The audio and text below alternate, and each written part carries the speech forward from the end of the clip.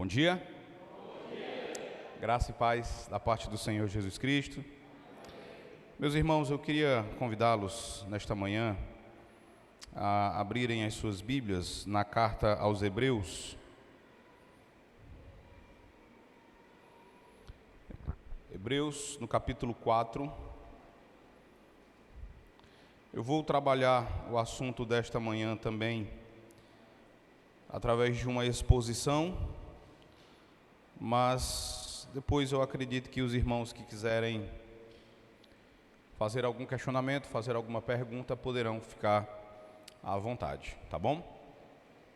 Hebreus capítulo 4, do verso 6 até o verso de número 11. Hebreus 4, do verso 6 ao verso 11. Crendo que todos encontraram, eu vou fazer a leitura e peço que os irmãos acompanhem atentamente.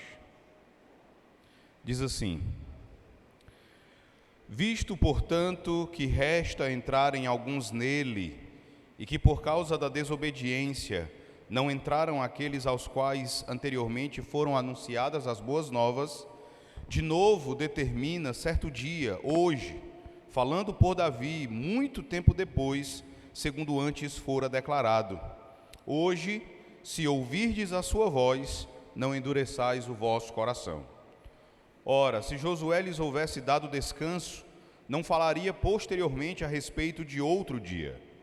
Portanto, resta um repouso para o povo de Deus, porque aquele que entrou no descanso de Deus, também ele mesmo descansou de suas obras, como Deus das suas. Esforcemo-nos, pois, por entrar naquele descanso, a fim de que ninguém caia, segundo o mesmo exemplo de desobediência. Amém. Vamos orar? Nosso Deus, nosso Pai, nós bendizemos o Teu nome.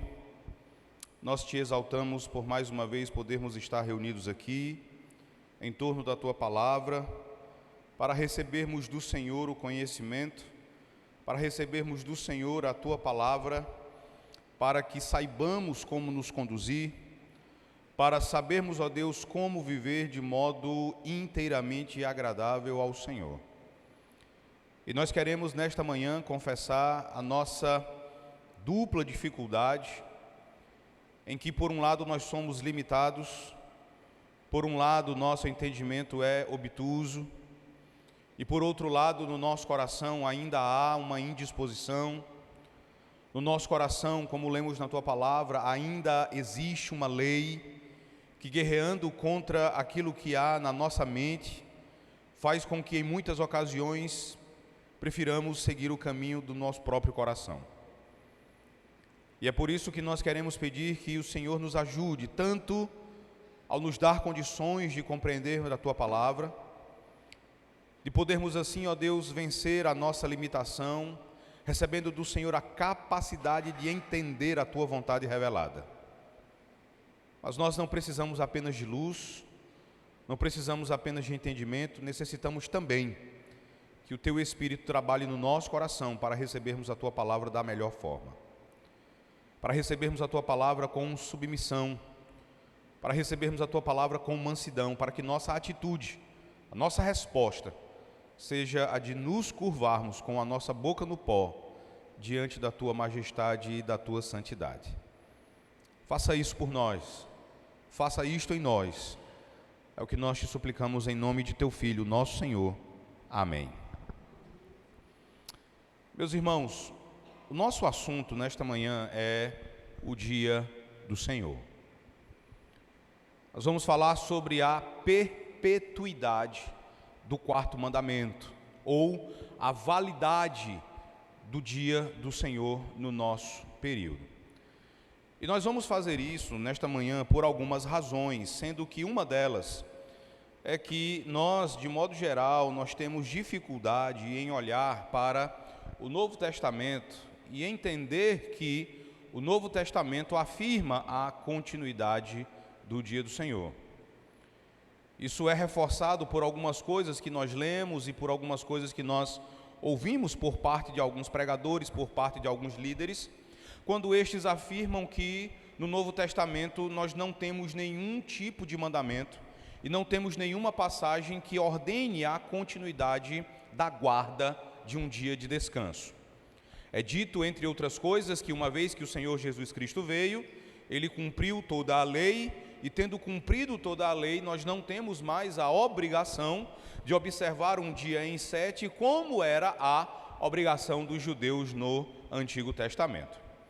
Então nós acabamos com isso adotando alguns comportamentos, que é o de considerar, por exemplo, é um argumento que normalmente nós usamos.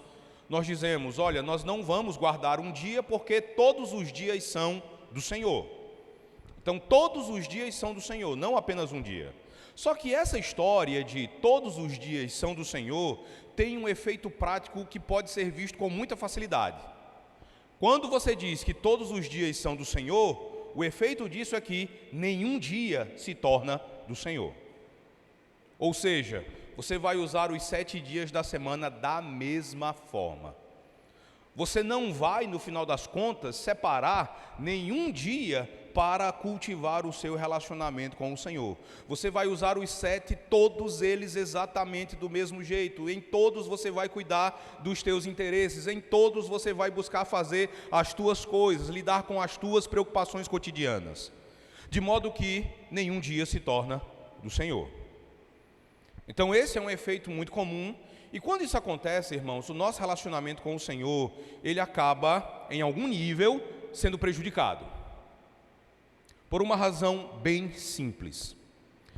Eu conversava ontem com o pastor Ivan, falando sobre o pacto. Se você olhar para a Sagrada Escritura, você vai ver que com muita frequência, ela vai falar do nosso relacionamento com Deus. Ela vai falar do relacionamento que Deus estabeleceu conosco, que Deus estabeleceu com a igreja.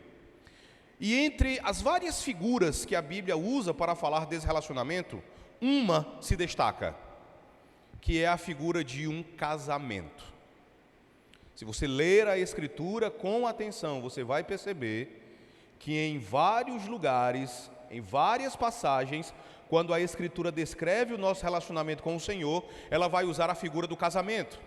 Abra, por exemplo, a sua Bíblia em Isaías, no capítulo 54, e observem como o Senhor começa a falar ao seu povo. Só a primeira frase do verso 5 de Isaías 54. E aí eu vou pedir que algum de vocês, por gentileza, leia. Isaías 54, verso de número 5.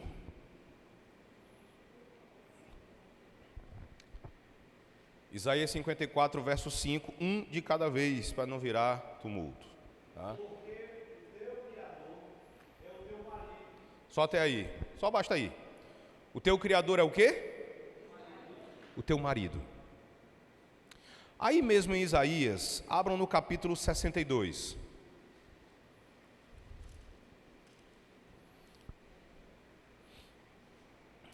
Lembram daquele cantor sertanejo, né?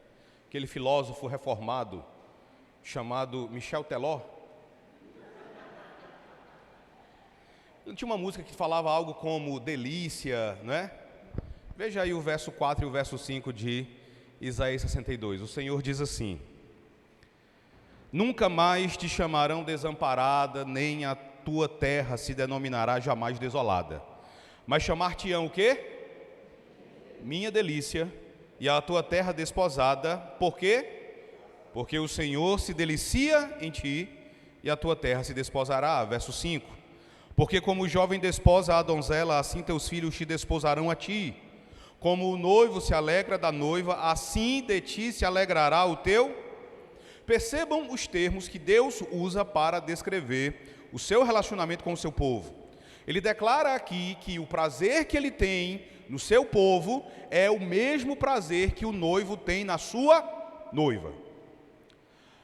Não aqui, porque é uma passagem longa, mas em casa, leiam Ezequiel capítulo 16. É um dos capítulos da Sagrada Escritura que eu mais gosto. Ezequiel capítulo 16 é o Senhor contando a história do seu relacionamento com o seu povo. E Deus conta essa história dizendo: olha, você era uma recém-nascida, você era um bebê, e eu te vi ainda envolta ao sangue do teu nascimento, acolhi você, cuidei de você, tornei você bela, você cresceu, você se tornou uma mulher extremamente bela, e eu entrei em um relacionamento matrimonial com você. Amei você, coloquei o meu coração em você, mas você me traiu, indo atrás de amantes. Você tomou aquilo que eu dava a você e dizia que os teus amantes era que davam. Então Deus conta a sua história com Israel usando a figura de alguém que foi traído por sua amada. Além disso, irmãos, lembrem da história do profeta Oséias. Logo no capítulo 1, nós nos deparamos com uma ordem aparentemente estranha que Deus dá a Oséias: vá a uma terra de prostituições, tome uma mulher de prostituições e case com ela. Alguém lembra da razão que Deus aponta para Oséias fazer isso? Abram lá em Oséias capítulo 1. Oséias capítulo 1. Verso 2. Outro de vocês, por gentileza, leia.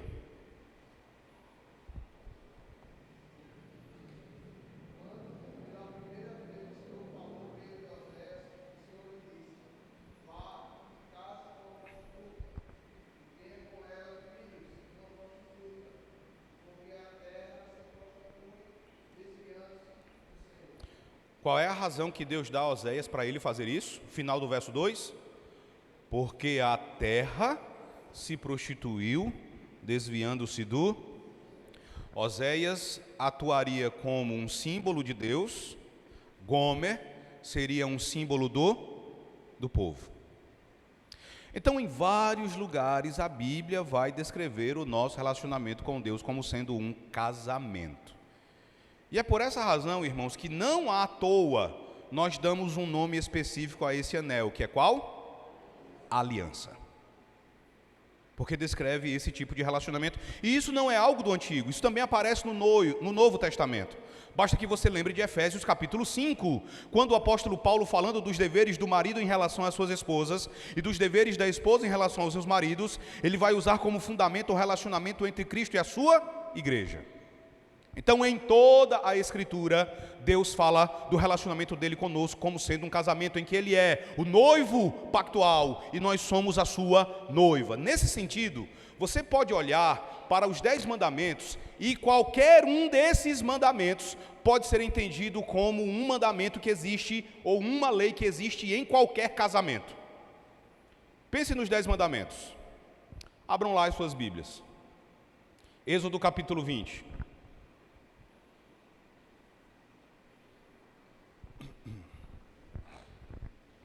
Êxodo capítulo 20, a partir do verso 3.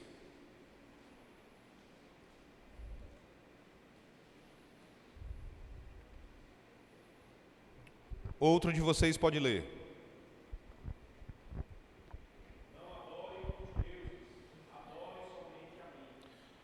Como é que você aplicaria isso no seu casamento? Walter, Valber?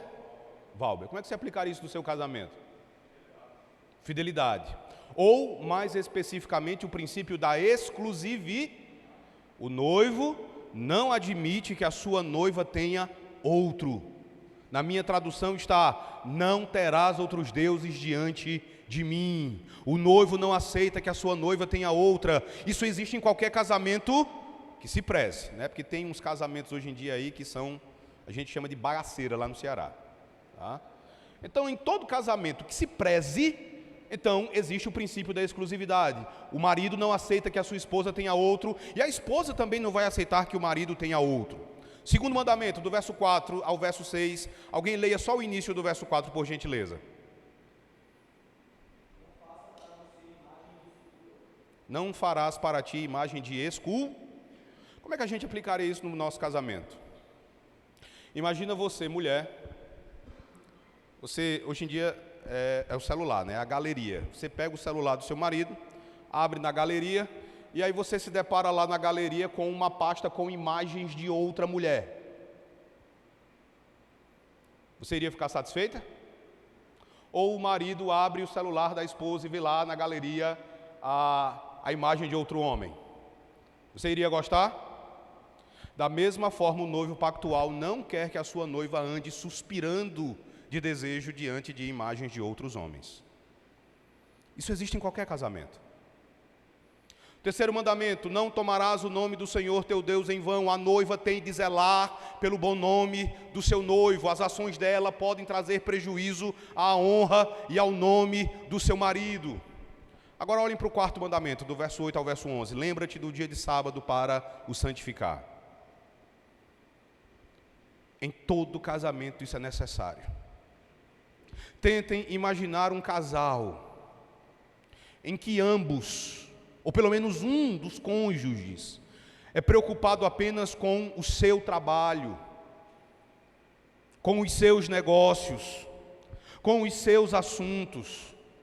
Esse casal mal tem tempo de conversar durante a semana. Esse casal mal se vê. Quando um acorda, o outro já saiu para o trabalho. Quando chega à noite, o outro já está dormindo.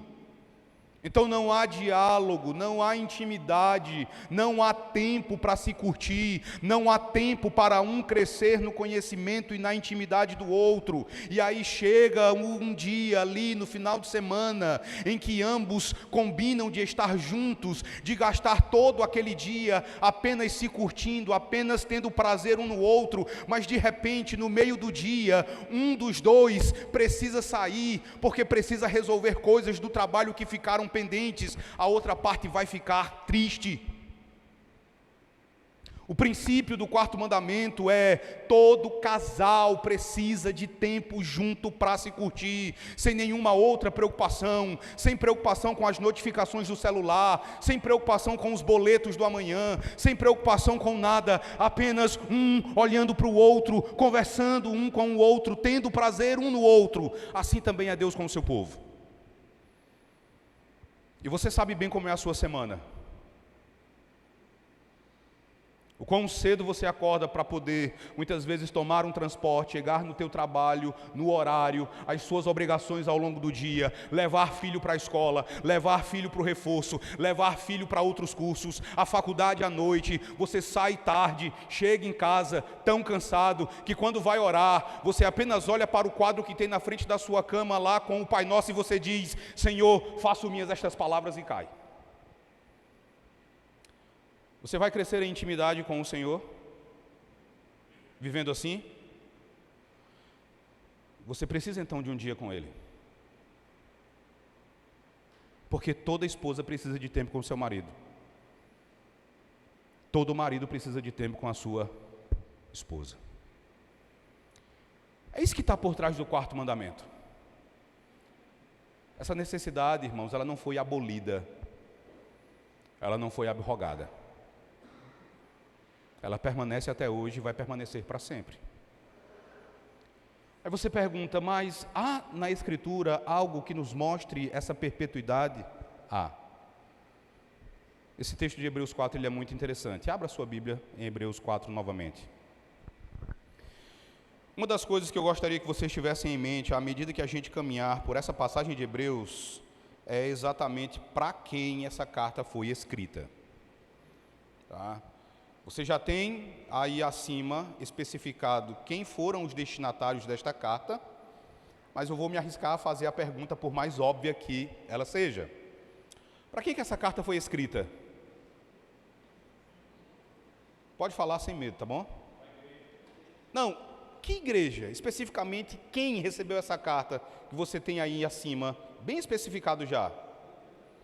Então você vai dizer: Hebreus, ou judeus crentes em Cristo, judeus que chegaram à compreensão de que Jesus era o Messias anunciado pelas profecias e pelos tipos do Antigo Testamento, judeus que, diferente dos outros, diferente dos seus irmãos que permaneceram na incredulidade, passaram a crer em Cristo.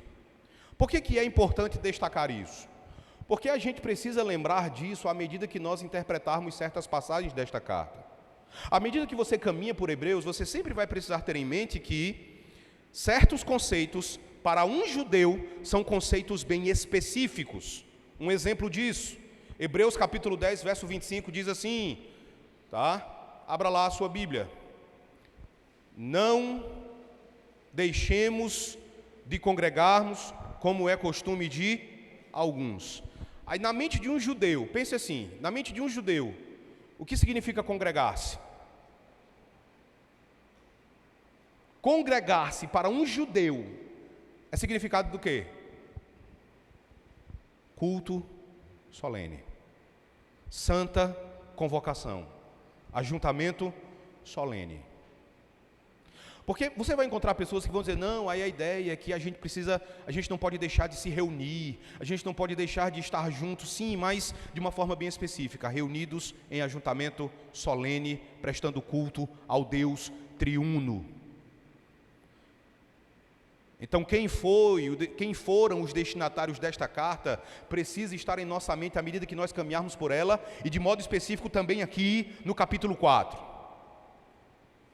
Nesse texto, meus irmãos, que nós lemos, nós vemos o autor falando aos seus destinatários a respeito do descanso de Deus. E aqui ele vai adicionar um elemento interessante a respeito ao seu ensino a respeito do descanso de Deus. Ele vai fazer uma conexão entre a entrada nesse descanso, como você entra nesse descanso, e o santo dia do Senhor, o domingo. Ele vai fazer essa conexão aí. Às vezes nós temos dúvidas a respeito do domingo, se há algo na Bíblia que mostre o fundamento da mudança do sétimo para o primeiro dia da semana. Eu também conversava com o pastor Ivan, hoje pela manhã, e com a irmã Josenice, eu ia chamar de Josilene, tá? Com a irmã Josenice, a respeito de como nós tratamos a Bíblia em muitas ocasiões. Muitas das vezes nós achamos que a Bíblia é uma espécie de enciclopédia, tá? Uma enciclopédia é uma obra em que você deseja conhecer os assuntos ou as informações essenciais a respeito de um determinado assunto. Você diz assim, eu quero ler algo eu quero as informações essenciais sobre churrasco. Então você localiza lá o livro correspondente, o volume correspondente à letra C, pega, localiza o verbete churrasco e ali estarão todas as informações, tá? Eu quero conhecer algo eu quero as informações essenciais sobre aviação. Vai na letra A, localiza o verbete aviação e ali você vai ter já todas as informações reunidas para você. Você não vai ter trabalho praticamente nenhum. A gente faz isso com a Bíblia. Sabe como? Pastor Wellington, me diga um texto na Bíblia que diga que Deus é uma trindade. Não tem. É uma doutrina verdadeira? É. Mas não tem nenhum texto que diga isso. Só que a gente quer um texto. Pastor Ivan, me diga um texto que diga que Jesus é Deus e homem em uma só pessoa. Não tem. Pastor, me diga um texto que mudou do sábado para o domingo. Tem? Pode falar com convicção. Digam assim, não. Mas tem. Hebreus 4. Leiam comigo primeiramente do verso 6 ao verso 10. Todos juntos, diz assim: visto, não importa se você tiver uma tradução bíblica diferente, tá bom? Vamos ler todos juntos. Visto, portanto, que resta entrarem alguns nele, e que por causa da desobediência não entraram aqueles aos quais anteriormente foram anunciadas as boas novas. De novo, determina certo dia. Hoje, falando por Davi, muito tempo depois, segundo antes fora declarado: hoje, se ouvirdes a sua voz, não endureçais o vosso coração. O que o autor de Hebreus está fazendo aqui? Ele está explicando para os seus destinatários, irmãos, que a entrada, ele está olhando lá para o Antigo Testamento, e ele está dizendo aqui que a entrada na terra de Canaã não era o cumprimento definitivo da promessa de Deus quanto à entrada no descanso.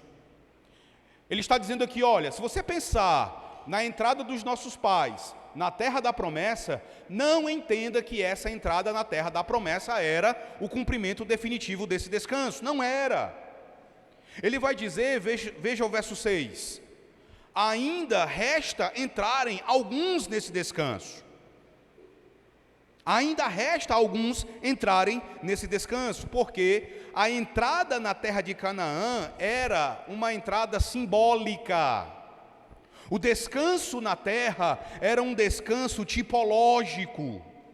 Isso significa que se tratava de uma imagem de algo que aconteceria no futuro. A entrada no povo em Canaã apontava para algo que seria cumprido muito tempo depois, ainda no futuro. Assim, irmãos, se quando o autor escreveu essa carta, se ainda restava entrarem alguns no descanso de Deus, deve ficar claro para nós que a entrada na terra da promessa não era o verdadeiro descanso prometido. Só que vejam, ele vai reafirmar que aquelas pessoas não conseguiram entrar no descanso por causa da sua desobediência, por causa da sua dureza de coração. E é exatamente por essa razão que ele vai dizer que a exortação dada por intermédio de Davi continua válida no presente. Davi apresentou uma exortação ao povo da sua época no Salmo 95. Se você olhar para o verso 7, você vai ver que ele cita uma passagem do Antigo Testamento. Essa passagem que diz, hoje, se ouvirdes a sua voz, não endureçais o vosso coração, é uma passagem do Salmo 95, eu peço que vocês abram lá as suas Bíblias. Salmo 95, verso de número 7.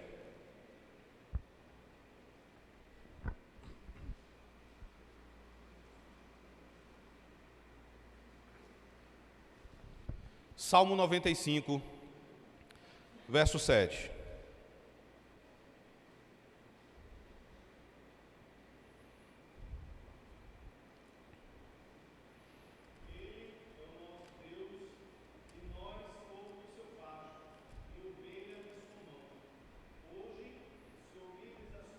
Verso 8 também.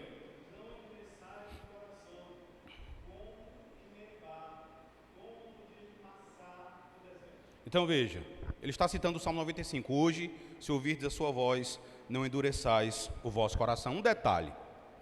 Quando Davi escreveu o Salmo 95, Israel já tinha entrado na terra de Canaã há pelo menos 400 anos. Então, entre a entrada do povo, lá no livro de Josué, e o Salmo 95, escrito por Davi, você tem um espaço de tempo de mais ou menos 400 anos. E vejam aí no final do verso 95, no verso 11, quando Davi menciona o descanso de Deus. O verso 11 diz, por isso jurei na minha ira, não entrarão no meu descanso. Qual é o ponto? Pense nas pessoas da geração de Davi, quando Davi escreveu esse salmo. Se as pessoas da geração de Davi desejavam entrar no verdadeiro descanso, elas já estavam lá em Canaã. Mas se elas queriam entrar no verdadeiro descanso, era essencial que elas não endurecessem os seus corações diante da palavra de Deus. Elas já estavam em Canaã, já habitavam, por exemplo, Jerusalém, mas se elas desejavam entrar no verdadeiro descanso, não poderiam agir diante da palavra de Deus com dureza de coração, não poderiam receber a palavra de Deus com obstinação. Então, quando Davi, ele fala de descanso, ele não está falando da entrada na terra, ele fala de outro descanso, um descanso superior, um descanso ainda futuro. E ele deixa claro que a única forma de alguém não entrar nesse descanso é por meio de um coração endurecido. Então, quem tiver um coração endurecido, quem tiver um coração descrente, quem mostrar desprezo por Deus e pela sua palavra, não entrará nesse descanso. Não existe injustiça alguma em Deus. Aqueles que não entram no descanso de Deus, não entram por sua própria culpa, não entram por causa da sua incredulidade, da sua descrença e da sua desobediência. É por isso que o autor de Hebreus vai falar em tom de urgência. Primeiro Davi, no Salmo 95, faz isso, e depois o autor de Hebreus também vai usar um tom de urgência quando diz: hoje, agora, se vocês ouvirem a voz dele, não endureçam o coração. Hoje, aí é agora, a hora é agora. Não se trata de algo que você possa adiar, não se trata de algo que você possa deixar para o futuro. E nisso nós também podemos perceber, irmãos, um vislumbre da graça de Deus. Porque a promessa não termina com a incredulidade do ser humano. Deus faz a promessa, o homem se mostra incrédulo diante da promessa de Deus. O incrédulo é impedido de entrar no descanso, só que Deus não encerra a sua promessa. Ele a renova, ele determina outro dia, ele anuncia novamente a promessa de descanso no dia de hoje. Nisto nós também podemos ver a grandeza da graça, nós também podemos ver a glória da graça de Deus. E é nesse momento que alguns leitores da carta aos Hebreus poderiam levantar uma objeção dizendo: é verdade, sim, é verdade, aquela geração incrédula falhou em entrar no descanso, mas a geração seguinte, a geração dos filhos, entrou no descanso sob o comando de Josué. Então por que você continua falando sobre um descanso que ainda permanece, se já foi feita a entrada no descanso? Olha o que ele vai dizer no verso 8 de Hebreus 4. Hebreus capítulo 4, verso 8. Leia comigo, diz assim: ora, todos juntos, vamos lá? Ora, se Josué lhes houvesse dado descanso, não falaria posteriormente a respeito. Ele vai dizer: nem Josué deu descanso ao povo. Uma geração inteira caiu no deserto. A geração seguinte entrou em Canaã. Mas essa geração seguinte também não entrou no descanso. O descanso não era aquele. Vejam que ele vai negar que Josué tenha dado descanso àquelas pessoas. Ele diz: ora, se isso fosse verdade, Deus não teria falado posteriormente a respeito de outro dia. Aqui o autor vai apelar para o Antigo Testamento, e mais especificamente para os livros de Deuteronômio e de Josué. Abra sua Bíblia em Deuteronômio, no capítulo 12 e no verso 10.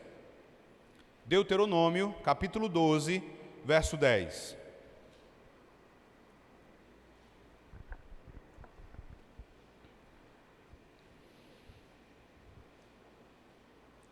Deuteronômio 12, verso 10. Um de vocês, por gentileza, leia.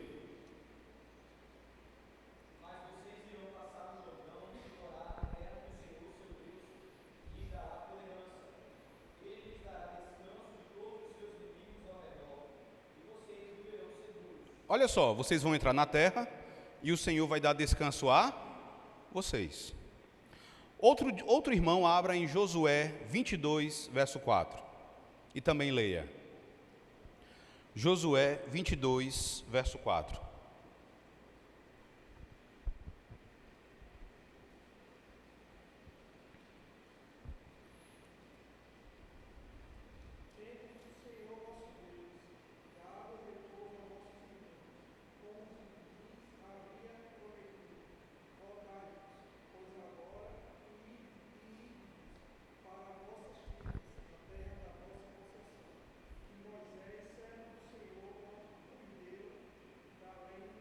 Veja o quebra-cabeça. Deuteronômio 12, 10 vai dizer: vocês vão possuir a terra e o Senhor vai dar descanso a vocês. O povo já na terra, Josué vai dizer: vejam que o Senhor deu repouso a vocês, como o Senhor havia prometido. Agora voltem para casa, tá? Voltem para as vossas tendas, voltem para as vossas possessões, porque o Senhor deu descanso a vocês. Só que o autor de Hebreus vai dizer: Josué não deu descanso ao povo. Por que ele faz isso?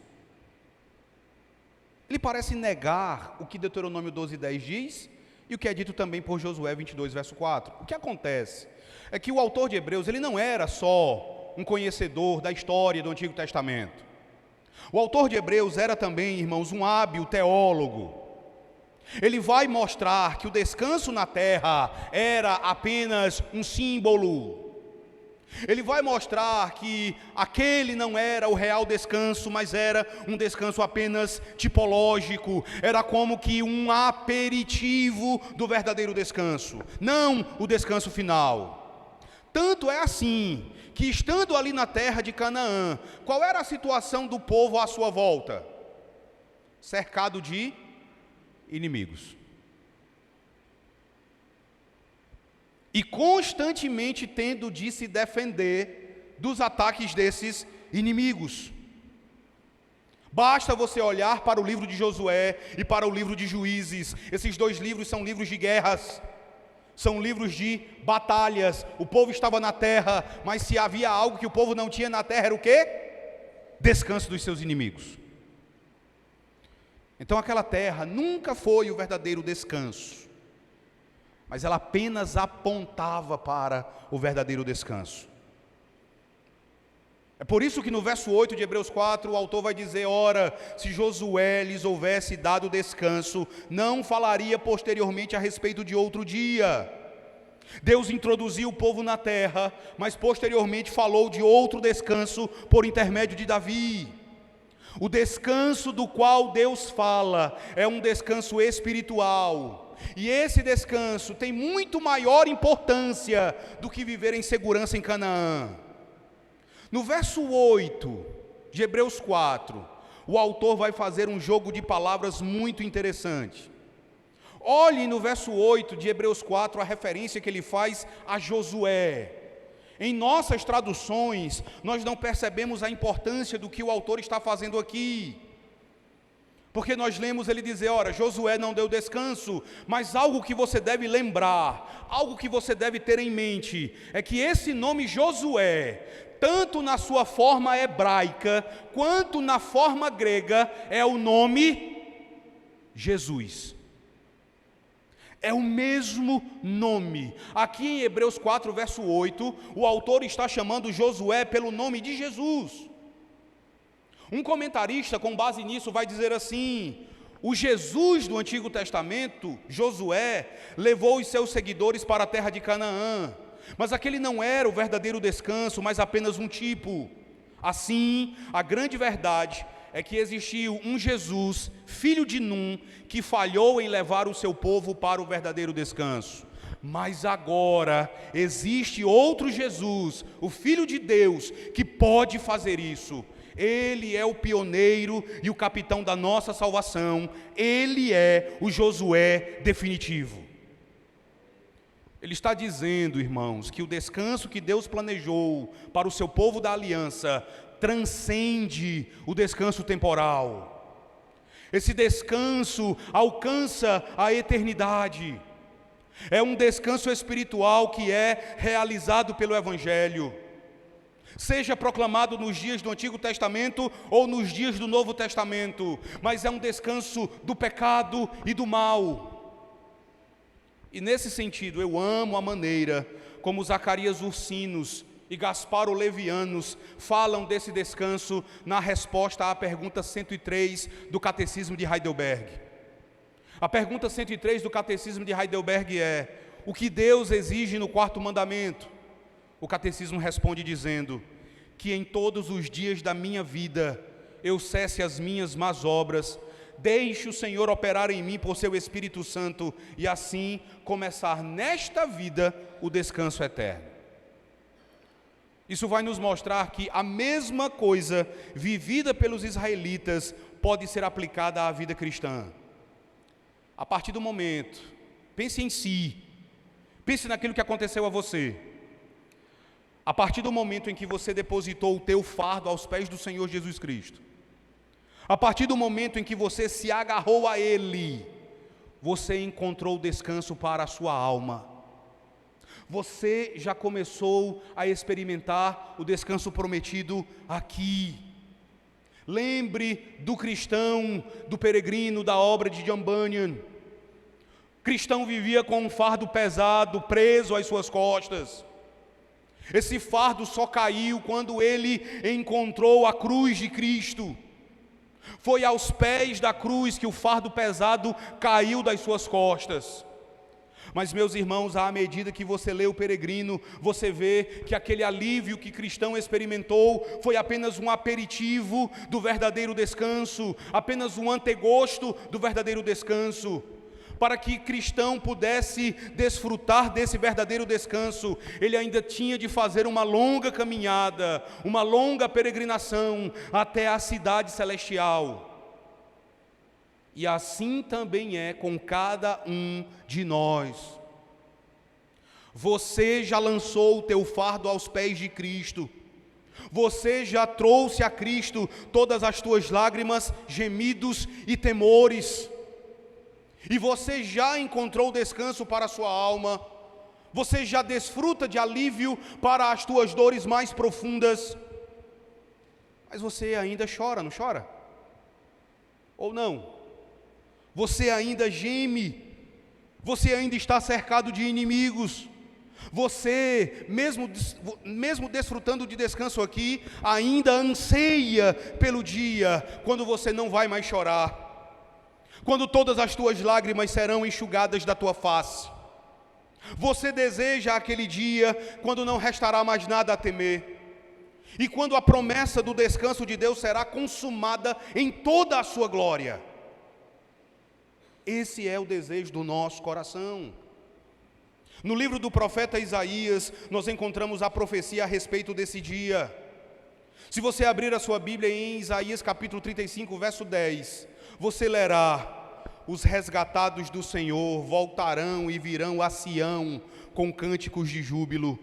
Alegria eterna coroará a sua cabeça, gozo e alegria alcançarão, e deles fugirá a tristeza e o gemido. Isaías 35, verso 10.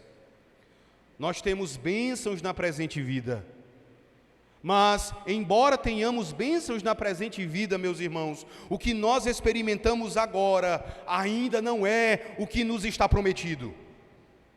Ainda virá um descanso muito maior. Veja o verso 9. Hebreus 4, verso 9, leia comigo agora. Hebreus 4, verso 9 diz assim, todos juntos: portanto, resta um repouso para o povo de Deus.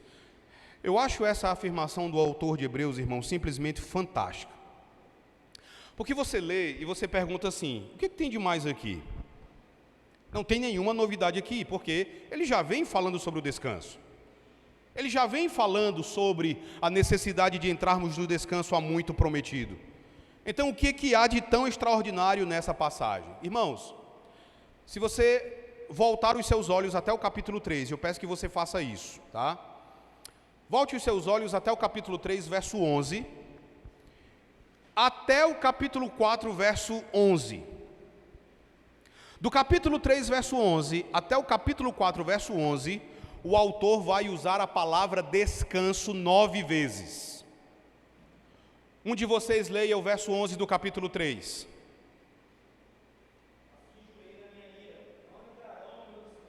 Leia também o verso 18.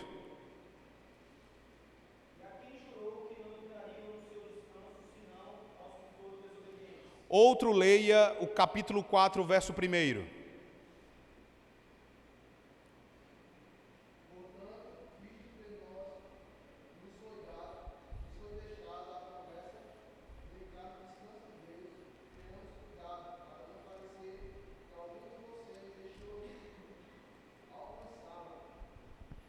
Outro leia o verso 3.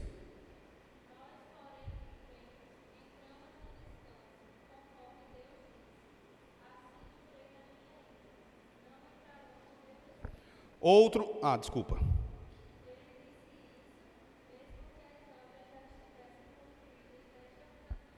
Outro leia o verso 5.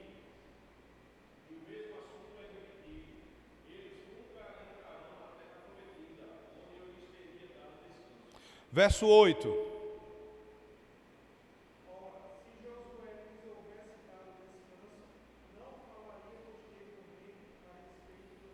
Verso 10.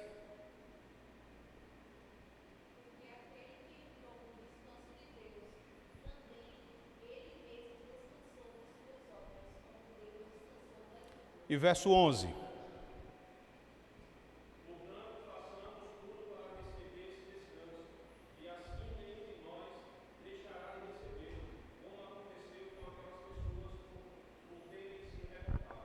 Vejam só, do verso 11 do capítulo 3 até o verso 11 do capítulo 4, ele vai falar do descanso 9 vezes.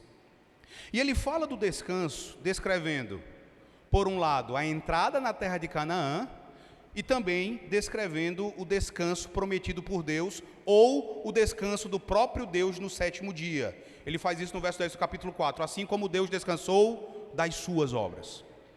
Então ele usa a palavra descanso para falar ou da terra, ou da entrada na terra de Canaã, ou do descanso prometido por Deus, ou do descanso do próprio Deus no 7º dia, tá? Só que veja o verso 9 do capítulo 4. Até a nossa tradução muda. Ele vem falando descanso, descanso, descanso, descanso, descanso. Quando você chega ao verso 9, a tradução muda. Qual é a palavra usada agora? Resta um repouso. E talvez na sua Bíblia tenha uma notinha de rodapé lá embaixo, com uma explicação desse repouso. Tem? Tem ou não? Quem pode ler a explicação que tem na notinha de rodapé lá embaixo?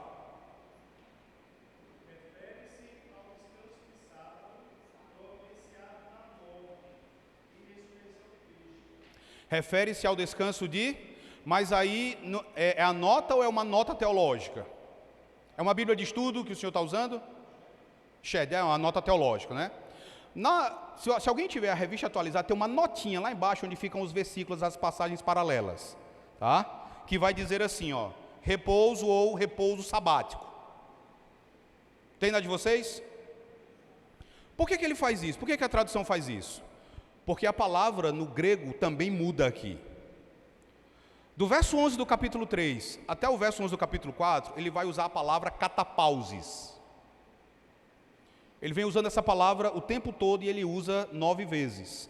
Catapausis faz referência ao alívio experimentado quando você repousa. Quando ele chega ao verso 9 do capítulo 4, ele muda a palavra e ele usa a palavra sabatismos, que só é usada aqui no Novo Testamento, tá? Essa palavra não é usada em nenhum outro lugar no Novo Testamento.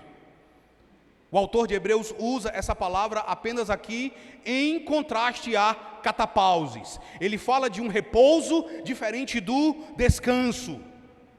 Essa palavra só aparece aqui, mas ela foi usada muito tempo antes do Novo Testamento, nas obras do historiador e filósofo grego Plutarco. Plutarco usou a palavra sabatismos para falar especificamente da guarda de dias religiosos de descanso. Então, qual é a ideia? O autor de Hebreus está fazendo aqui uma nítida conexão entre o descanso que você já tem em Jesus Cristo e o descanso futuro que você ainda aguarda, com a guarda do dia de descanso, o dia do Senhor, o domingo.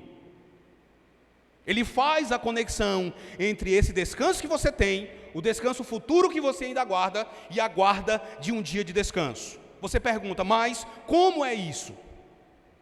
A grande questão que precisa ser compreendida por nós, irmãos, é que claramente os leitores do Novo Testamento estão sendo direcionados ao dia de descanso, só que isso tem de se ajustar na dispensação da nova aliança.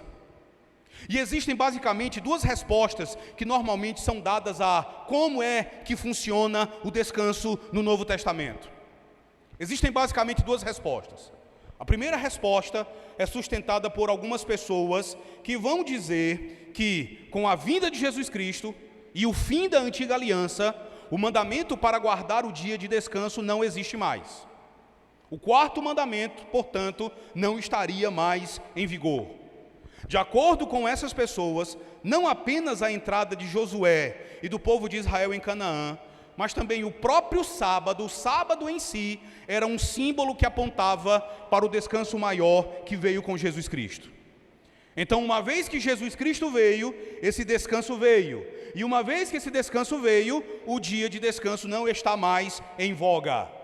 A realidade que é Cristo veio. E tendo a realidade vindo, o símbolo já foi cumprido e deixa de existir.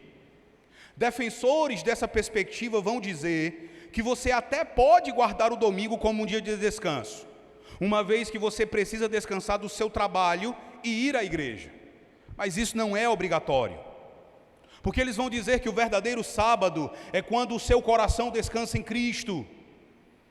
E por esse motivo, não é pecado você usar o domingo para fazer qualquer outra coisa que você já faz nos outros dias da semana. Quer ir à praia? Sem problema. Quer ir ao estádio ver o teu time do coração jogar? Não há nenhum problema. Quer ficar em casa assistindo televisão, vendo Fórmula 1 ou o Campeonato Brasileiro? Não é pecado. Afinal de contas, nosso descanso é Jesus. Os defensores dessa visão gostam de citar Colossenses capítulo 2, verso 16 e verso 17, onde o apóstolo Paulo diz: ninguém, pois, vos julgue por causa de comida e bebida, ou dia de festa, ou lua nova, ou sábados, porque tudo isso tem sido sombra das coisas que haviam de vir, porém o corpo é de Cristo. Essa visão é a visão dominante hoje em dia. E eu digo a vocês, lamentavelmente, tá? E mais lamentável ainda, e aqui eu falo como presbiteriano, tá bom? É um lamento bem pessoal, mas lamentável para mim é que existem pessoas da minha igreja que abraçam essa ideia e que chegam até a caçoar de quem sustenta a necessidade de se observar o dia do Senhor. Eu não conto as vezes, né, que eu já fui chamado de adventista do primeiro dia. Tá? Só que existem alguns problemas muito sérios com essa posição, irmãos. O primeiro problema é que essa posição quebra a unidade dos 10 mandamentos. Os 10 mandamentos são uma unidade. E quando você vem e diz que um deles não está mais em voga, você quebra a unidade dos 10 mandamentos. Os outros 9 mandamentos, todos permanecem em vigor no Novo Testamento. Nós não podemos ter outros deuses além do Senhor. Nós não podemos adorar a Deus através de imagens. Não podemos tomar o santo nome dele em vão. Filhos devem honrar os seus pais. Práticas como assassinato, adultério, furto, fofoca e cobiça ainda são proibidas pela santa lei de Deus hoje. Ninguém vai dizer que essas coisas cessaram com a vinda de Jesus Cristo. Então, por que nós olhamos para o mandamento que diz que devemos lembrar do dia de descanso e dizemos que esse mandamento deixou de valer nos nossos dias? Isso é completamente estranho quando você considera a unidade do decálogo.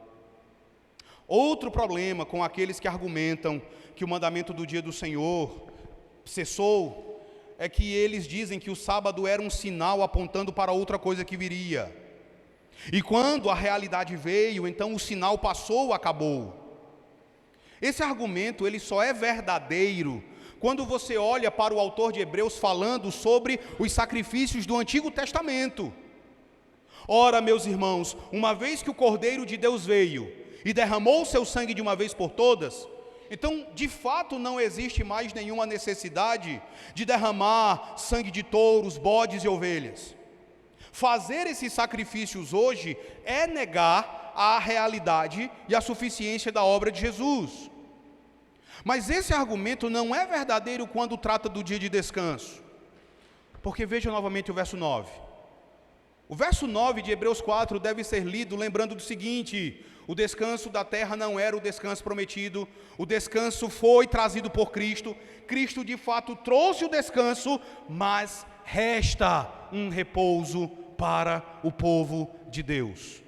O que ele está dizendo é: essa realidade chegou, mas ainda não totalmente. É mais um aspecto daquilo que em escatologia chamamos de a tensão entre o já e ainda não. A realidade ainda não chegou em sua plenitude. Significa dizer que o sinal dessa realidade ainda continua em voga. Sinais só são revogados quando a realidade chega plenamente. Por que os sinais dos sacrifícios foram revogados? Porque o sacrifício definitivo foi feito. Sinais só cessam quando a realidade plena chega. Se o dia do Senhor é um sinal de uma realidade futura, ele ainda está em voga, porque o descanso já foi introduzido, mas ainda não consumado em sua totalidade. Ainda existe uma necessidade válida do sinal do descanso no dia do Senhor. É verdade que em Cristo você já desfruta de muita coisa, mas também é verdade que ainda há muita coisa por ser consumada. Você já tem descanso em Cristo, mas você ainda não tem o descanso futuro. Você já vive uma escatologia realizada, mas não uma escatologia plenamente realizada. Ainda há algo por vir, e o descanso no dia do Senhor aponta, não para aquilo que você já desfruta em Cristo, mas para aquilo que ainda será cumprido no futuro, como parte da obra de Jesus Cristo.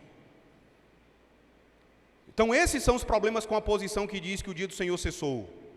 Mas há outra resposta.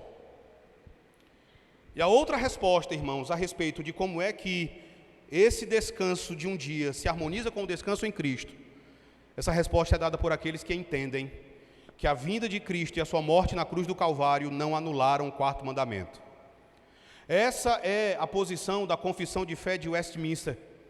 No capítulo 21 e no parágrafo 7, a Confissão de Fé de Westminster vai dizer assim: como é lei da natureza que, em geral, uma devida proporção de tempo seja destinada ao culto de Deus, assim também, em sua palavra, por um preceito positivo, moral e perpétuo, preceito que obriga a todos os homens em todos os séculos, Deus designou particularmente um dia em sede para ser um sábado, um descanso santificado por Ele.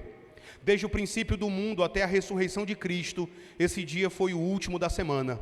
E desde a ressurreição de Cristo, foi mudado para o primeiro dia da semana, dia que na Escritura é chamado domingo, ou dia do Senhor, e que há de continuar até ao fim do mundo como o sábado cristão. Creio que vocês todos já devem ter ouvido falar de um pastor chamado A.W. Pink. A.W. Pink, pregando aqui em Hebreus 4, verso 9, faz um comentário extraordinário. Ele diz assim: aqui então está uma clara, positiva e inequívoca declaração do Espírito de Deus, portanto resta uma guarda de sábado. Nada poderia ser mais simples, nada poderia ser menos ambíguo. O que é surpreendente é que esta afirmação ocorre na própria epístola cujo tema é a superioridade do cristianismo sobre o judaísmo, escrita e endereçada àqueles que são chamados de santos irmãos, participantes da vocação celestial. Por isso, não pode ser negado que Hebreus 4, verso 9, se refere diretamente ao sábado cristão. Daí que, solene e enfaticamente declaramos que qualquer homem que diz que não há sábado cristão, critica diretamente as Escrituras do Novo Testamento. Permitam-me compartilhar com vocês também a exposição feita por John Owen. O puritano John Owen, comentando ou expondo esse texto, ele vai fazer algo muito interessante. Quando ele fala do verso 8, ele fala sobre como a perpetuidade do dia de descanso e a mudança para o domingo já são contempladas na expressão. Vejam quando no verso 8 é dito assim: não falaria posteriormente a respeito de outro dia. Se Josué lhes houvesse dado descanso, não falaria posteriormente a respeito de outro dia. Owen vai dizer assim: depois de tudo que já falou, o apóstolo não fala aqui a respeito de outro descanso, mas sim a respeito de outro dia. Pois desde a fundação do mundo somos ensinados a descansar em Deus através de um dia de descanso que nos foi dado. E aí ele vai concluir dizendo que nós temos aqui no verso 8 já um anúncio a respeito de outro dia. E sobre ainda restar uma guarda de descanso para o povo de Deus, Owen vai argumentar de forma muito hábil e interessante, que assim como no Antigo Testamento o povo de Deus possuía os seus sabatismos, ou seja, o seu descanso religioso, em comemoração tanto pela criação quanto pela redenção do Egito e pela entrega da lei, assim também no Novo Testamento a igreja possui os seus sabatismos. A igreja também possui a sua guarda de descanso. Owen vai dizer que a guarda de descanso que temos hoje envolve tudo o que era observado por Israel, mas vai além, pois existiu uma obra maior de Deus e um descanso que seguiu essa obra. Disso decorre a determinação de um novo dia, que é o sabatismo que o nosso apóstolo afirma que resta para o povo de Deus. E Owen vai apontar ainda, irmãos, para outro fato muito interessante, que vai provar de modo cabal que o mandamento de guardar o dia de descanso permanece em pleno vigor nos nossos dias. Vejam o verso 3 do capítulo 4. O verso 3 começa dizendo assim, preste atenção. Nós, porém, que cremos, o quê? O que é que ele diz depois? Nós, porém, que cremos, entramos no descanso. Owen vai dizer assim, aqueles que creem em Jesus já entraram no descanso. E descanso aqui é o descanso de modo geral. Aqui o autor usa a palavra catapauses. Esses que entraram no descanso são o povo de Deus. Mas veja que esses que entraram no descanso, para eles ainda resta um repouso. Para aqueles que entraram no descanso, ainda resta um sabatismos. Para aqueles que entraram no descanso, ainda resta uma guarda de sábado. Ainda resta uma guarda de sábado para o povo que entrou no descanso em Cristo Jesus.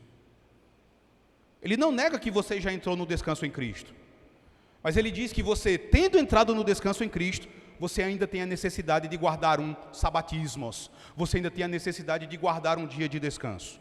Mas que dia é esse? Uma coisa é você entender a perpetuidade do mandamento. É você entender que a vinda de Cristo não anulou a obrigação de descansar durante um dia. A pergunta agora é, que dia é esse? Será que devemos guardar ainda o 7º dia da semana, como alguns afirmam? Não. Nós não devemos mais guardar o 7º dia da semana. Você vai dizer, ok, então nós estamos livres para escolher qualquer dia da semana. Se não há obrigação de guardar o 7º dia em si, mas resta a obrigação de guardar um dia, então nós podemos escolher qualquer dia da semana. E você vai ver gente que aconselha isso. Se você não pode descansar no domingo, escolha outro dia para você descansar. Também não, irmãos. Nenhum homem tem essa autoridade, nenhuma igreja tem essa autoridade. Então a igreja pode escolher, porque alguns teólogos têm afirmado que a igreja primitiva simplesmente escolheu o 1º dia da semana. Também não. Nenhum homem tem autoridade para determinar qual é o dia, nem a igreja, de forma oficial, pode escolher outro dia ao seu bel prazer. Por que então que é o domingo? Olhe para o verso 10 de Hebreus 4. Verso 10, Hebreus 4, eu vou ler, diz assim, preste atenção. Porque aquele que entrou no descanso de Deus, também ele mesmo descansou de suas obras, como Deus das suas. Acompanhe. Resta uma guarda de sábado, porque aquele que entrou no descanso de Deus, também ele mesmo descansou das suas obras, como Deus das suas. Por que resta um repouso? Por que resta uma guarda de descanso? Porque aquele que entrou no descanso de Deus, ele mesmo descansou das suas obras, como Deus descansou das suas. De quem é que o autor está falando aqui no verso 10? Quem foi essa pessoa que entrou no seu descanso, como Deus entrou no descanso dele lá no 7º dia? De quem é que ele está falando aqui? Ele fala aqui de Jesus Cristo, irmãos. De maneira bem específica, ele está falando do descanso de Jesus, da sua obra redentiva por ocasião da ressurreição. Ele vai aqui comparar o repouso de Cristo da sua obra da redenção com o repouso de Deus na obra da criação. Alguns vão dizer assim, aqui no verso 10 o autor está falando do povo de Deus. Então aquele que entrou no descanso é o povo de Deus, mas esse entendimento é impossível.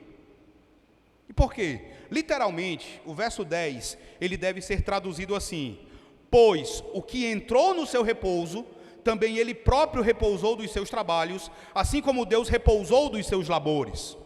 Uma das melhores traduções em inglês, que é a King James, vai traduzir o texto do verso 10 assim: pois ele que entrou no seu descanso, ele também cessou das suas próprias obras como Deus das suas. A referência do texto é a ele que descansou de uma vez por todas. E existem, pelo menos, de acordo com John Owen, 3 razões muito fortes pelas quais nós devemos interpretar esse verso como falando não do crente, não do povo de Deus de um modo geral, mas como falando de Jesus Cristo.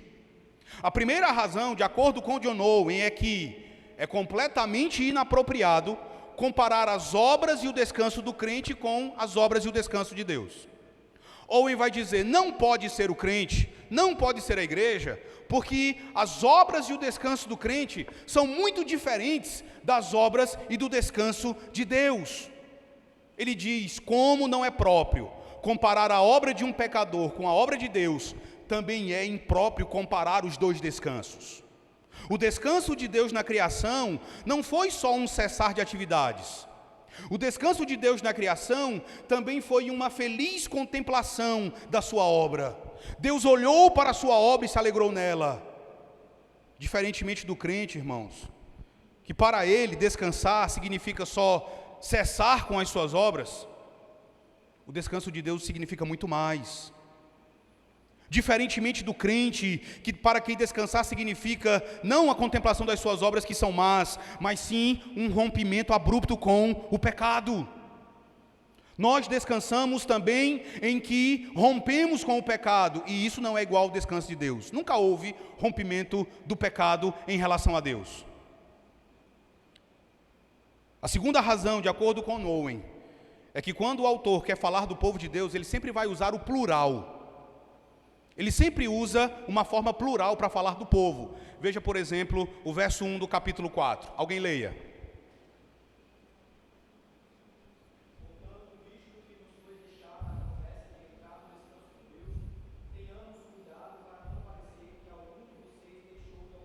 Veja como ele usa aí o nós.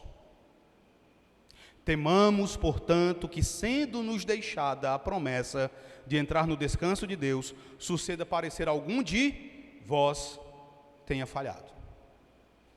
Veja também o verso 11 do capítulo 4. No verso 11 o autor vai dizer, esforcemo-nos, pois, por entrar naquele descanso. Quando no verso 10 ele usa um pronome no singular, tá? Você traduzindo como aquele ou ele vai sugerir alguém que não é o povo de Deus. Ele vai dizer, uma simples pessoa é aqui expressa, sendo uma sobre cuja descrição as coisas mencionadas são afirmadas. Então, as obras e o descanso dos crentes não podem ser comparados com as obras e o descanso de Deus, e quando o autor quer falar do povo de Deus, ele vai usar a forma plural, mas aqui ele fala de alguém no singular. É outra pessoa que não o povo de Deus. E isso nos leva à terceira razão. Compare o verso 10 com o verso 11. O verso 10 diz assim, porque aquele que entrou no descanso de Deus, também ele mesmo descansou de suas obras como Deus das suas. Ele fala de alguém que já descansou, correto? Mas como é que começa o verso 11? Então não é você, porque você ainda precisa se esforçar. Em oposição a essa outra pessoa já entrou, já descansou. O verso 10 fala de um descanso já consumado, de um descanso já realizado, enquanto que o verso 11 fala sobre a responsabilidade que os crentes têm de entrar naquele descanso. São referências distintas. Então, meus irmãos, há uma relação de comparação entre o descanso de Deus na criação e o descanso de Jesus Cristo na sua ressurreição. Essa compreensão vai fornecer para nós um paralelo entre a obra da criação e a obra da redenção. Quando Deus concluiu a criação, Ele descansou no 7º dia para declarar a sua obra concluída, para se deleitar na sua obra e para prometer o descanso eterno a Adão no pacto das obras. De igual modo, Deus o Filho descansou da sua obra da redenção no 1º dia da semana, para dizer com isso que a sua obra estava concluída, tendo sido realizada objetivamente e que nada restava para ser feito. Então, assim como a conclusão de uma obra instituiu o 7º dia, a conclusão de outra obra vai instituir a observância do 1º dia. Com a ressurreição de Cristo, a ordem das coisas muda. No antigo pacto, a ordem era trabalhar 6 dias e descansar no 7º. Isso se dava em função de que os santos do Antigo Testamento ainda esperavam o cumprimento da promessa messiânica. É por isso que para eles os dias de trabalho vêm primeiro e o dia de descanso vem depois. Para os judeus da Antiga Aliança, trabalha-se primeiro, descansa-se depois. Mas a ressurreição de Jesus Cristo, irmãos, vai mostrar para nós que a ordem é invertida, porque nós já olhamos para a obra realizada por Cristo. E é por isso que nós descansamos primeiro, e do descanso é que partimos para o serviço a Deus. Nós celebramos primeiramente o descanso e nos engajamos em seguida no serviço a Deus. Permitam-me citar ainda as palavras de um dos grandes teólogos reformados, um homem chamado Gerhardus Voss, que diz assim: o povo de Deus do Antigo Testamento tinha de tipificar em sua vida os desenvolvimentos futuros da redenção. Consequentemente, a precedência do labor, sucedido pelo descanso, tinha de ter expressão em seu calendário. A igreja do Novo Testamento não tinha que desempenhar tal função típica, porque os tipos haviam sido cumpridos, mas ela tem um grande evento histórico para comemorar, que é a realização da obra por Cristo e a sua entrada e de seu povo, por meio dele, no estado de descanso ininterrupto. Meus irmãos, isso é extraordinário, isso vai nos mostrar que guardar o 7º dia, como alguns insistem em fazer hoje, é, na realidade, falhar em compreender teologicamente o caráter e a natureza da obra da redenção realizada por nosso Senhor Jesus Cristo. Por causa de Jesus, o descanso vem primeiro e o trabalho sucede ao descanso. Eu quero concluir, irmãos, fazendo o mesmo que o autor de Hebreus fez em relação aos seus leitores.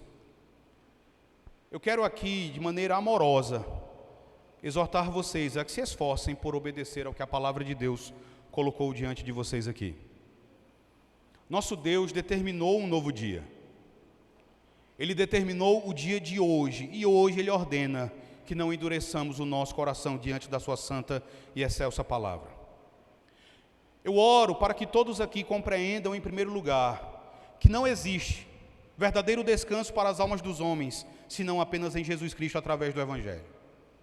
Ninguém, a não ser o Senhor Jesus Cristo, pode dar descanso às nossas almas cansadas e fatigadas. Josué não foi capaz de fazer isso pelo povo de Israel, homem algum é capaz de fazer isso. É importante lembrar disso numa época como a nossa, em que as pessoas colocam todas as suas esperanças em políticos.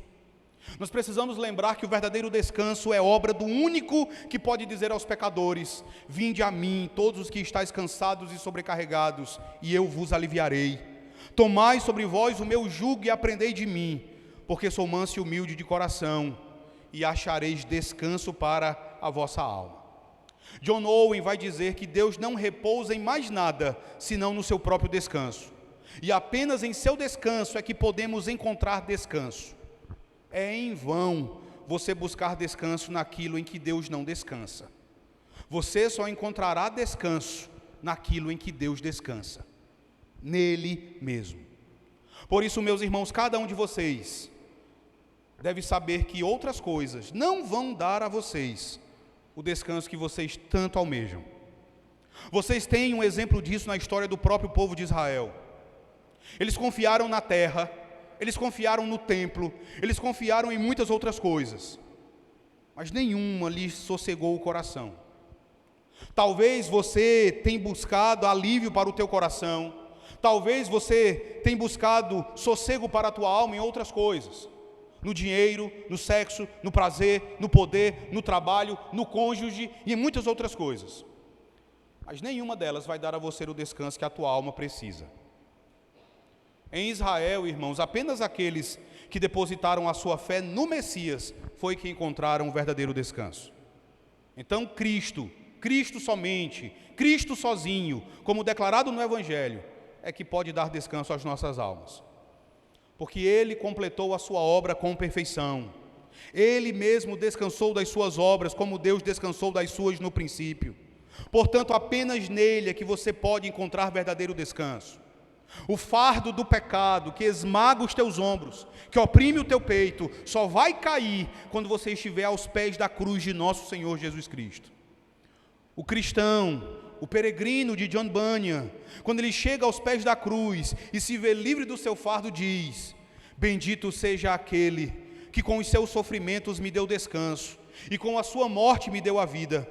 Oprimido andei, sempre sob o peso de meus pecados, sem encontrar lenitivo ao meu sofrimento, até que cheguei a este lugar. Onde estou eu? Oh, aqui é por certo o princípio da minha bem-aventurança, visto que aqui se quebraram os laços que me prendiam aos ombros o fardo que me oprimia. Eu te saúdo, ó cruz bendita. Bendito sejas, santo sepulcro, bendito seja para sempre aquele que em ti foi sepultado pelos meus pecados. Apenas Cristo nos dá verdadeiro descanso. E em segundo lugar, eu quero exortar a todos presentes a terem a devida consciência de que a obra de Jesus na cruz do Calvário não tornou obsoleto o quarto mandamento.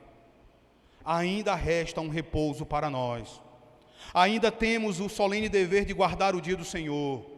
A maneira como os versículos 10 e 11 estão conectados dá a entender que o zelo pela observância do dia do Senhor faz parte do esforço necessário, faz parte da perseverança necessária para entrarmos no descanso de Deus.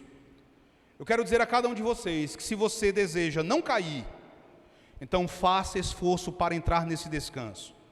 E esse esforço se expressa, em parte, no zelo pelo domingo, no zelo pelo dia do Senhor, o dia que os nossos antepassados chamavam de o dia da feira da alma. Eu gosto muito dessa expressão.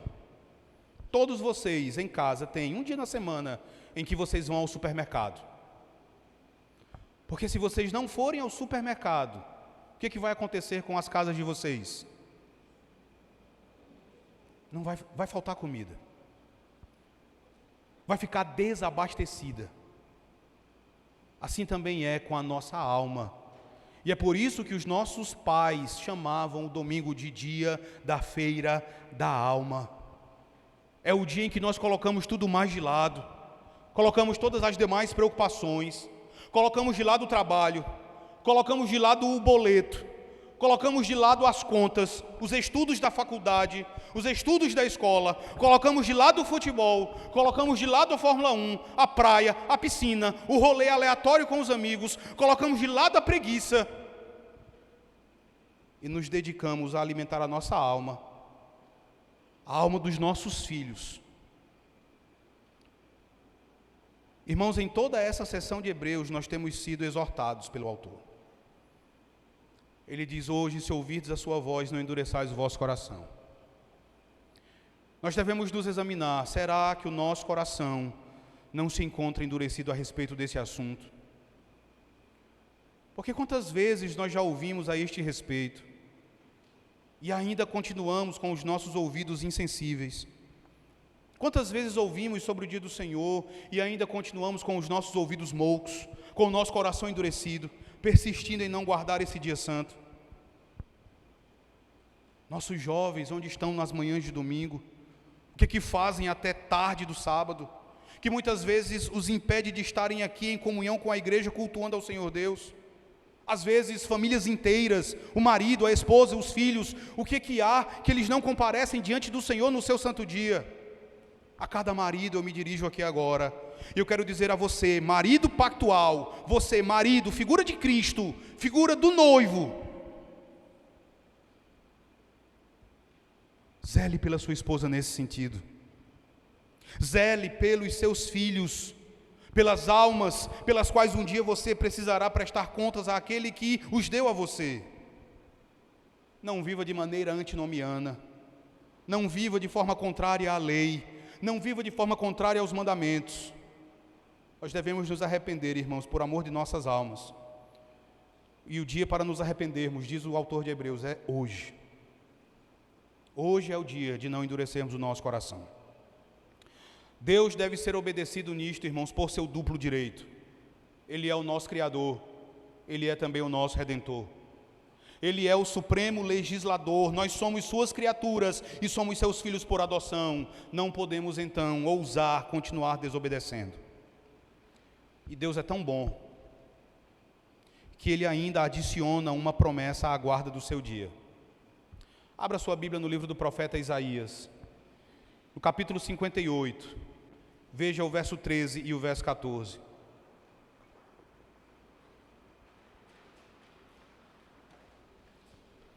Isaías 58, verso 13 e verso 14. Eu vou ler primeiramente o verso 13. O verso 13 diz assim, observe: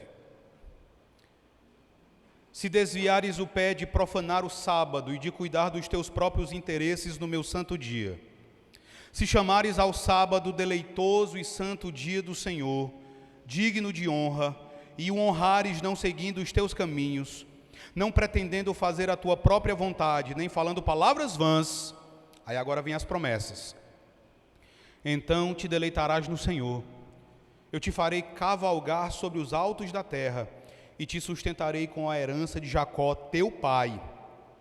E aí você tem a afirmação da veracidade dessa promessa, quando o Senhor termina dizendo, porque a boca do Senhor o disse. Irmãos, nós precisamos valorizar mais esse dia, porque Deus o valoriza.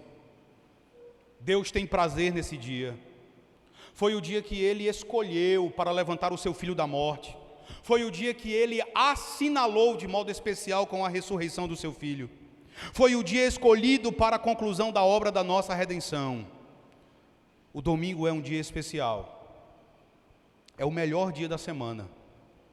Como diz o salmista no Salmo 118, verso 24, este é o dia que o Senhor fez, regozijemo-nos e alegremo-nos nele. Mas tão secularizada está a nossa sociedade, que qual é o dia mais aguardado da semana para a nossa sociedade? Sextou. Veja qual é o dia de descanso para a nossa sociedade. É a sexta. Os nossos irmãos que nos precederam na fé, eles tinham um pensamento diferente. Para eles o domingo era esse dia. Eu gosto muito de uma história que é contada a respeito dos presbiterianos escoceses. Diz que no século XVI era comum o pai de família, um presbiteriano escocês, era comum o pai acordar os seus filhos dizendo: acordem, é domingo o dia do Senhor. E os filhos acordavam dizendo: é o melhor dia da semana. O pai aproveitava e começava a fazer perguntas aos filhos: por que esse é o melhor dia da semana? E as crianças respondiam: porque é o dia marcado por Deus para que nos encontremos com Ele. Ele vai falar conosco, nós vamos nos reunir com Ele e com todo o seu povo. Irmãos, é o melhor dia da semana. Resta um dia de descanso para nós. Santifiquemos esse dia devidamente. Nosso descanso não é apenas físico. Não devemos buscar apenas o ócio, mas acima de tudo devemos descansar em Deus. Devemos descansar espiritualmente. Devemos nos abster daquilo que é em si mesmo pecaminoso, mas não só dessas coisas. Devemos nos abster também de todas as ocupações, de todos os divertimentos seculares que são permitidos a nós nos outros dias da semana. Devemos fazer desse dia o nosso deleite e devemos ser zelosos em cultuarmos ao Senhor em privado, em família e com toda a igreja do Senhor. Nós podemos fazer isso também preparando o nosso coração antecipadamente. Devemos trabalhar e estudar diligentemente nos outros 6 dias, a fim de estarmos devidamente desimpedidos para o pleno gozo do dia do Senhor. Se nós não conseguimos descansar no dia do Senhor, porque ficou trabalho, eu tenho um trabalho para fazer, ou tenho alguns compromissos de trabalho para dar conta, é porque nós não somos bons mordomos do tempo que Deus nos deu. E se vocês olharem Êxodo capítulo 20, do verso 8 até o verso 11, vocês vão perceber que o 4º mandamento tem 2 partes. Lembra-te do dia de sábado para o santificar, e 6 dias trabalharás, e farás toda a tua obra. Esse mandamento tem 2 partes. Há um dia que nós devemos celebrar, que é santificado.